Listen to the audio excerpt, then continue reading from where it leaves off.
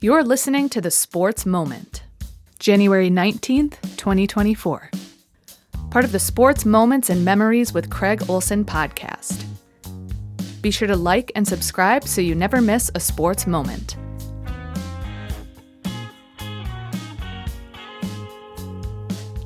Sponsored by Pemberton Law and Lake Area Docks and Lifts. Lake Area Docks and Lifts, more than just docks and lifts. Lake Area Docks and Lifts. Defense is kind of the theme on the podcast today as the Fergus Falls Otter girls ran into a buzzsaw last night. The fourth-ranked Alexandria basketball team came to town, and Wendy Kohler's got a great group of athletes. Strong junior class led by 6'2" post player Hadley Toole. Otters did a pretty good defensive job on her, though, holding her to 11 points. She averages 20 a game. But that Alexandria defense was stifling, smothering, any word you want to use to describe outstanding defense. They did it last night, as their ball pressure was tremendous, forced 23 Otter turnovers, and the Cardinals held the Otters to 29 points in the game, 10 of which came in the second half, as Alexandria defeated the Otters 68-29, and this is an Otter team that's been playing pretty good basketball. They had won 6 in a row heading into last night's game. Alexandria is now 13-2, and they extended their winning streak to 3 with a very impressive defensive battle last night. In the boys' competition at Battle Lake last night, it was the Hillcrest defense that did the job. The Comets held Battle Lake to 19 first-half points, 17 in the second half, as they beat Battle Lake 64-36. Hillcrest has had a great start, and they remain undefeated in Little 8 conference play. And we were able to connect with Ryan Garvin and talk about last night's defensive effort primarily, and look ahead to what's going to be a fun day but a competitive match, too, with Brandon Evansville tomorrow when the two Little 8 conference teams engage in a battle at Target Center. We have Hillcrest head coach Ryan Garvin with us after last night's victory over Battle Lake, where the Comets played some pretty impressive D, holding the Battlers to 36-17 in the second half. And Ryan, that's kind of been an emphasis, I know, for the Comets this year, defensive effort. And I realize Jack McCaulson was not in there, but sometimes when the opposing team is missing one of their star players, the other team lets up a little bit. Maybe we don't have to exert ourselves so much, but it looks like your defensive game was really on last night. I'm very, very proud. The number just looks so good, right? I mean, 34, but holding them to 34 points. And I really want to be quick to acknowledge Jack wasn't there, because he makes them go. We talked about in the locker room before the game, though, that regardless of whether Jack is there or, they didn't, when we played Lake Park, they didn't have their big man Pagel. And it's easy to get in a mindset that because, like you said, this guy isn't there, so we can play down a notch or whatever that is. And we've just really, really tried to emphasize together that it really doesn't matter who we're playing from night to night. We just have to be better at who we're going to be. And so from a defensive standpoint, we're not necessarily doing a lot of talking about individual players. I mean, there's definitely some focus on we need to address DeLugie, and we need to address Meckelson and some of the shooters, from Battle Lake, and we could talk about other teams as well. Just, being aware of, we go against Brand Evansville at the Target Center on Saturday, and Fuller, their dude, is he's got to be accounted for. So there are moments like that, but at the same time, we want to be a team that, whether Luke is guarding, their player, or Preston Berge or Noah Brumfield or Gabe Swedenberg or whoever it is, that we can build a trust that regardless of who is guarding, their number one or number two or number three player, that we we have interchangeable parts, and we all know the expectations for, how far we can cheat off a player, or, how much space we want to give when they have the ball or when they don't have the ball. And so, it's really about becoming who we are and who we want to be versus spending a lot of time thinking about or worrying about one or two guys from the other team, especially at this point in the season. Let's talk about Target Center for a minute. Brandon Evansville, Saturday at Target Center. As you approach that game, that's kind of exciting, of course, for both teams and all the players that are involved there. But it probably is kind of easy to get distracted and lose focus there. How do you approach preparation for a game in a venue like that?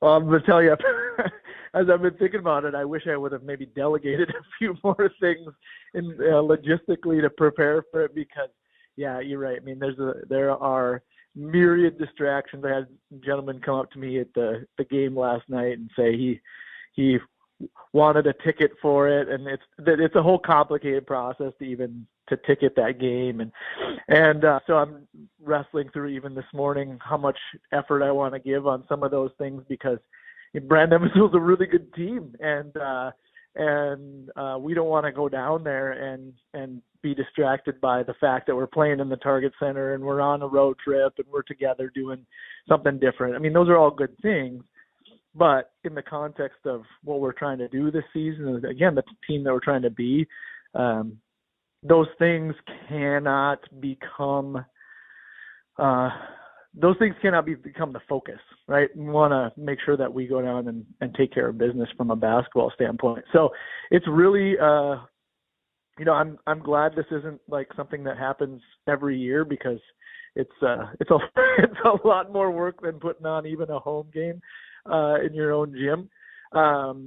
But definitely looking forward to that for the boys. We want it to be an event that they can look back on, kind of a once in a lifetime thing for us, I think, and especially for these boys. And so want to make sure that we have fun doing it. But, Mr. Preston always talked about, working hard is the fun part. The stuff afterwards we can have fun doing. But as we prepare and as we think and as we focus and do the work together, that's the fun part. And so I think that needs to be our focus even as we prepare this afternoon in practice. Awesome. Thanks, Ryan. Have fun at the Target Center. I'm sure it'll be, two Little 8 teams who respect each other battle, and it'll be a good basketball game once you get settled in. Yeah, absolutely. We appreciate it. Thanks, Craig. Ryan Garvin, head coach of the Hillcrest boys basketball team, joining us on our podcast. Let's check the rest of the scoreboard from last night as we look at how other games came out on the girls' side. Underwood defeated Lake Park Audubon 67-38. It was Breckenridge over Frazee 66-48. Perham handled DGF 70-39. Pelican Rapids over Hawley 51-38, and Verndale knocked off Nevis 57-50. In boys basketball, in addition to that Comet win over Battle Lake, it was Parker's Prairie 60, Ashby 58, Hancock over Brandon Evansville by a score of 60-53. Border West beat Rothsay 72-48, Long Prairie Grey Eagles 66, Breckenridge 57. Henning won over Bertha Hewitt 74-38. For the Bears, though, a highlight, Preston Miller scored his 1,000th career point. Congratulations to Preston. DGF won over Thief River 62-56. Pillager over Monaga 73-35, and Verndale beat New York Mills 55-48. Swimming, the Otters were in Brainerd, taking out one of the top AA teams in the state and certainly in the conference. Brainerd won 110.5 to 60.5. And the Otter Wrestlers were involved in a quadrangular at Bemidji. They lost to Central Lakes Conference opponent Sauk Rapids Rice 47-24. Also lost duels to Little Falls and Bemidji in that competition yesterday at Bemidji. Well, one of our sponsors on the podcast is Pemberton Law, and you can Visit them online at pemlaw.com or in their convenient locations in Fergus Falls, Wadena, Detroit Lakes, and Alexandria. Pemberton Law carries a legacy of trustworthy and reputable legal representation dating back to 1883. And, of course, Lake Area Docks and Lifts, another one of our sponsors. And they're going to be at the Minneapolis Convention Center at the boat show this weekend, and then next weekend at the Fargo Dome for the boat show there. So you can visit their booths there and get ready for spring and summer with Lake Area Docks and Lifts. Lake Area Docks and Lifts, more than just docks and lifts. Lake Area Docks and Lifts. Well, the Timberwolves were winners of their fourth straight game last night. They're midway through the season now. They are 30-11, and I love this stat. They could go 0-41 the rest of the way, lose all 41 of their remaining games, and they would still finish with a better record than they had in 15 of their first 34 seasons in the NBA. They are on pace to set a record for wins for the franchise, which right now is 58. They did that in the 03-04 season when they reached the Western Conference Finals, and they are on pace to win 60 games this year. So last night it was a 118-103 victory over the Memphis Grizzlies, and Anthony Edwards had 26 of his 28 in the second half, and the Wolves outscored Memphis 37-17 over the final 12 minutes to get the win. They will host Oklahoma City tomorrow night. The Wolves currently lead Oklahoma City by 2 games and Denver by 2.5 in the Northwest Division standings. And the Gopher men's basketball team, they were without point guard Elijah Hawkins and had some foul trouble also, but they still hung around. It was 62-all with 5 minutes to go in the game at Michigan State, but the Spartans took control down the stretch and wound up handing the Gophers a 76-66 loss.